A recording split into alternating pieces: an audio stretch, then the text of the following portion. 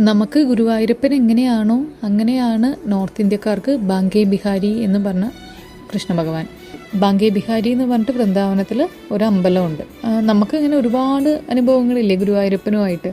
അതുപോലെ അങ്ങനെ ഒരു ബാങ്കെ ബിഹാരി ഒരു ഭക്തയുടെ ഒരു നടന്ന ഒരു അനുഭവമാണത്. ആ വൃദ്ധ ബാങ്കെ ബിഹാരിയിൽ ആ വൃന്ദാവനത്തിൽ എപ്പോഴും അവിടെ വരുന്ന ഭക്തർക്കൊക്കെ വെള്ളവും ഭക്ഷണമൊക്കെ ഇങ്ങനെ കൊടുത്തുകൊണ്ടിരിക്കും. അവരെപ്പോഴും സദാസമയം അവിടെ കാണാം. അവരിങ്ങനെ കൃഷ്ണനാമം ജപിച്ചുകൊണ്ട് ഇങ്ങനെ അവരുടെ കഴിവതും ആ അമ്പലത്തിൽ തന്നെ ഇങ്ങനെ കഴിച്ചു കൂട്ടും. ഒരിക്കലും അവർ അവിടെ കൂടിയിരിക്കുന്ന ആൾക്കാരോട് അവരുടെ കഥ പറയുകയാണ്.